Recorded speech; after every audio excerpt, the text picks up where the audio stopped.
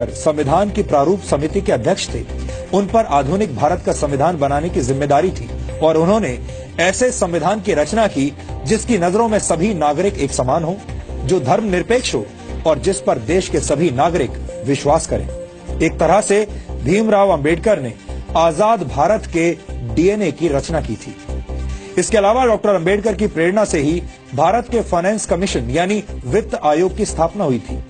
Doctor Ambedkar के ideas से ही भारत के केंद्रीय बैंक की स्थापना हुई, जिसे आज हम रिजर्व बैंक ऑफ इंडिया के नाम से जानते हैं। दामोदर घाटी परियोजना, हीराकुंड परियोजना और सोन नदी परियोजना को स्थापित करने में डॉक्टर अंबेडकर ने बड़ी भूमिका निभाई थी।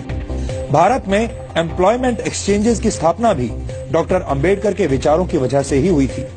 भारत में पानी और बिजली के ग्रिड सिस्टम की स्थापना में भी डॉक्टर अंबेडकर का अहम योगदान माना जाता है। भारत को एक स्वतंत्र चुनाव आयोग भी डॉक्टर भीमराव अंबेडकर की ही देन है। ये वो योगदान है जिन्हें आजादी के बाद की तमाम सरकारों ने हमेशा ही अनदेखा किया है। यानी योजनाएं और विचार अंबेडकर के थे, लेकिन उनका श्रेय दूसरे नेताओं ने लूटा।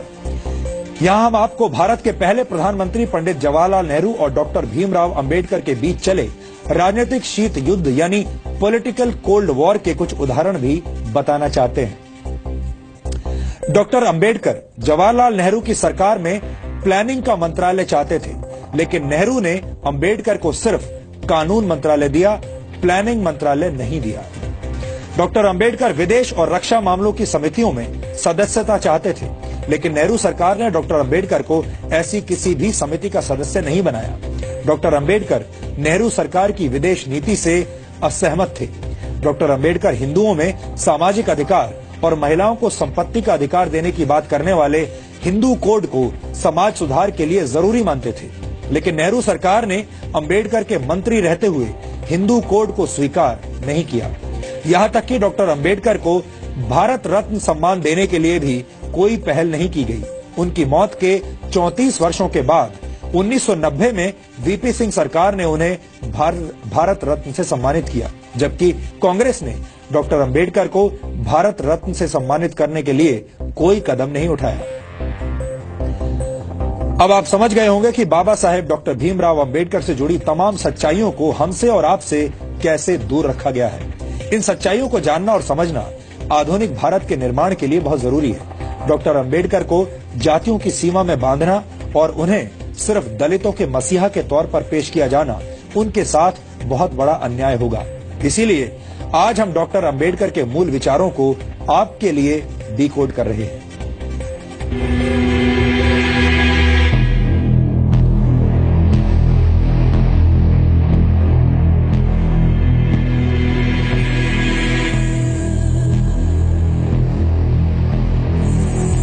ये गुलामी से संघर्ष करते भारत की तस्वीर है।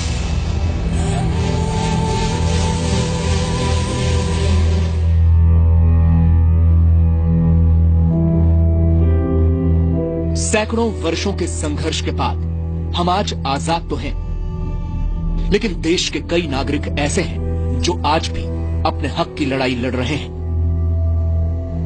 देश में समान अधिकार, ये सपना पहली बार बाबा साहब डॉक्टर भीमराव अंबेडकर ने देखा था, जो आज तक पूरा नहीं हो पाया। अपनी पढ़ाई के दौरान बाबा साहब भीमराव अंबेडकर को इस बात का एहसास हो गया था कि भारत दो तरह की गुलामी में जकड़ा हुआ है। पहली, अंग्रेजों के दमन और अत्याचार की गुलामी, तो दूसरी तरफ जाति और वर्ण व्यवस्था से अपमान और तिरस्कार सहने की गुलामी। और अंबेडकर ने तो अपने स्कूल जीवन में ही ऐसा तिरस्कार सहा था। स्कूल में बाकी दलित बच्चों की तरह अंबेडकर के साथ ये भेदभाव और तिरस्कार सिर्फ स्कूल जीवन तक ही सीमित नहीं रहा। उनका जीवन ऐसी तिरस्कार की घटनाओं से भरा हुआ है। उस दौर में अंग्रेजों से लड़ने के लिए पूरा देश खड़ा था, तो दलित और शोषित लोगों के अधिकारों के लिए अकेले डॉक्टर भीमराव अंबेडकर समाज के उच्च वर्ग और कांग्रेस से संघर्ष कर रहे थे। डॉक्टर अंबेडकर का मानना था कि देश की तरक्की के लिए देश के हर वर्ग को समानता का अधिकार मिलना जरूरी है। बचपन में हुए भेदभावों की वजह से अंबेडकर हिंदू धर्म को छोड़ना चाहते थे। उनका मानना था कि हिंदू धर्म को छोड़ना धर्म परिवर्तन नहीं बल्कि गुलामी की जंजीरें तोड़ने जैसा है। डॉक्टर अंबेडकर की इस घोषणा के बाद हैदराबाद के निजाम समेत कई मुस्लिम संगठनों ने अंबेडकर को धर्म परिवर्तन के ऑफर दिए, लेकिन बाबा साहब ने हर ऑफर को ठुकरा दिया, क्योंकि वो अपने समाज के लोगों को इज्जत से जीने वाला धर्म देना चाहते थे। इसीलिए वो हिंदू धर्म को छोड़कर बौद्ध धर्म की शरण में चले गए।